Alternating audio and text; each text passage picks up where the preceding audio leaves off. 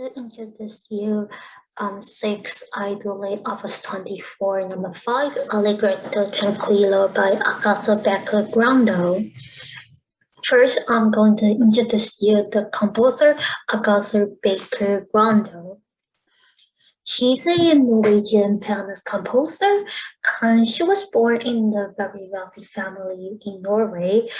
And she was very gifted and talented pianist, and so she toured around Europe and gave many concert tour and at a very young age.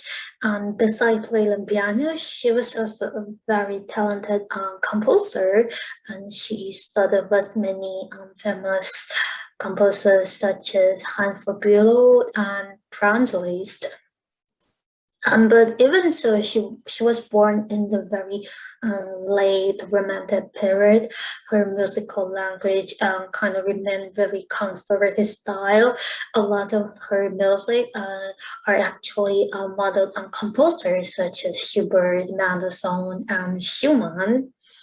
And among her work, she was famous for her art song, which was about 190, and some piano pieces about 120. And she also arranged some folk songs into solo piano work, which were about 50. The work I'm going to talk about in the last video is the fifth one from 6 Idylles Opus 24, the Allegretto Tranquillo. The work is composed in 1888, which is listed at level 9, the RCM catalog. This work is pretty much as I say, in the conservative style, especially similar to the song Without Word by Mendelssohn. Then I'm going to talk about the pedagogical figure in this work. The first part is the technique. First is voicing, which is the most important thing of playing this kind of work. And as you can see from this excerpt, the melody is actually high in the voice, while with the same hand, we are playing the accompanying figure, which is the broken chord with the same hand. So, which means that we have to bring out the inner voice by using the elbow and wrist and put more weight on the first to third finger to bring out the inner melody. But at the same time, the outer accompanying must be light all the time, but all the notes must be sounded. The next technique is to connect the melody.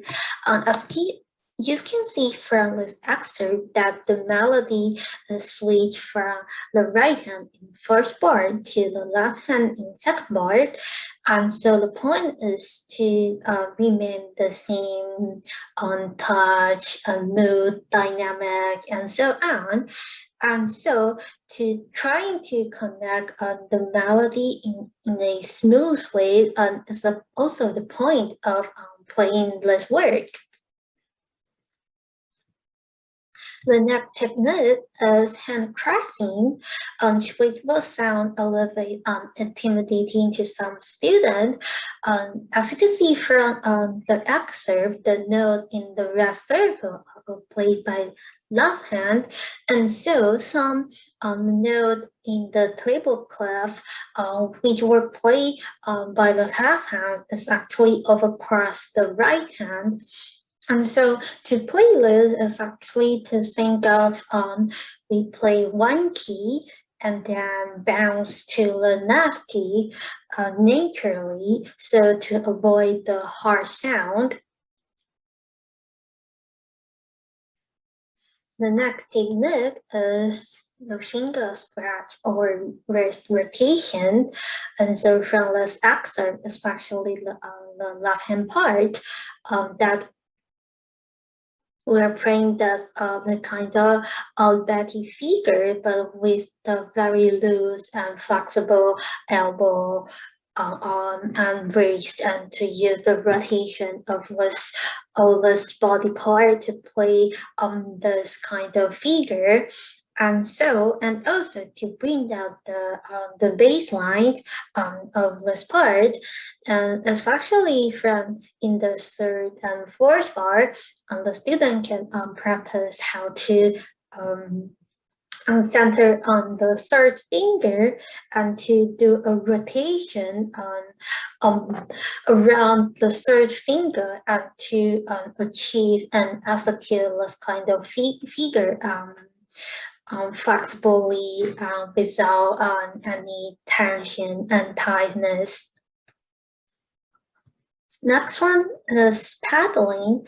Normally in this work, we will change the paddle according to the harmonies. However, Agathe Grondahl, she has some specific pattern marking. For example, in this excerpt, she asks the performer to hold the paddle for almost 2 bar long.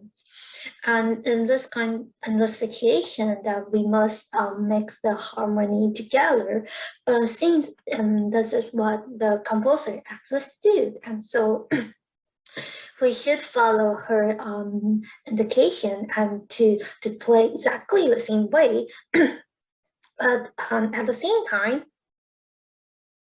we need to bring out the melody. So this is the fret A sharp and E, D, and all the way to B flat. And the second section of the pedagogical figure is the phrasing.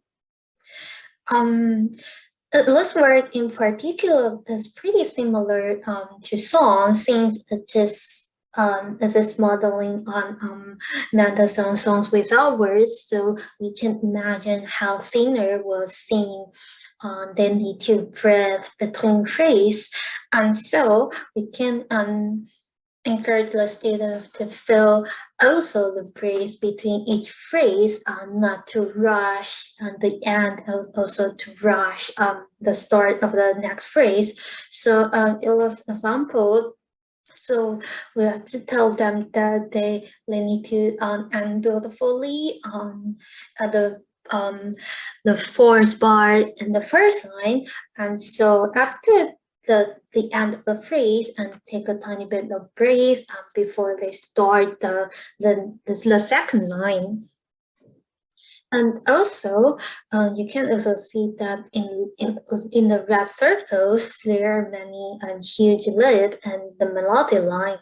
And so for a singer, they will definitely take some time before they reach the high note.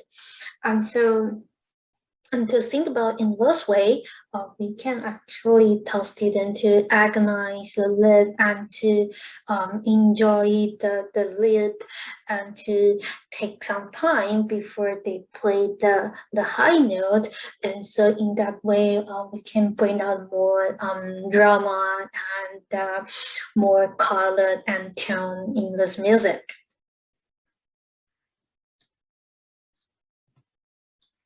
The next one is the direction, which is the musical direction.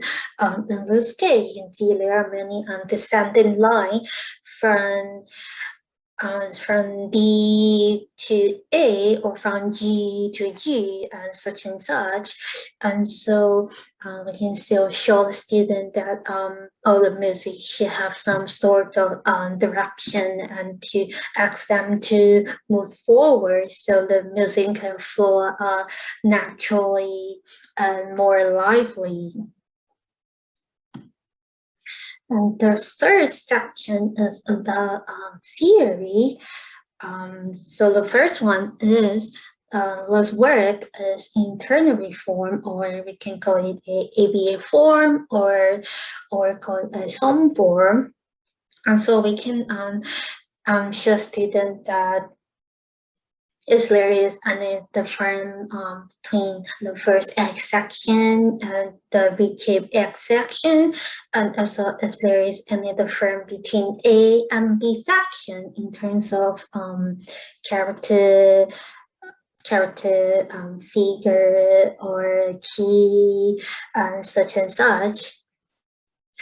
And second is about the circle of fifth, which is a very traditional harmonic progression in many works, which is actually the harmonic.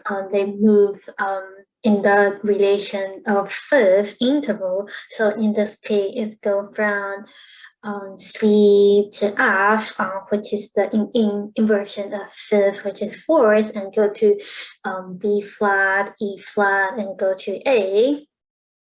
And so we can show that this kind of harmonic progression is actually very traditional, and it is very common in the work of like Bach, Mozart, or some romantic composers such as Chopin, Matisse, or Schumann. They all love to use this kind of harmonic progression. And so when they learn some music from those composers, they can find some similar part and to point out, oh, this particular passage has circle of fish. And that is, there are all the important pedagogical figures in this work, and then I will demonstrate this music on the piano. And thank you so much.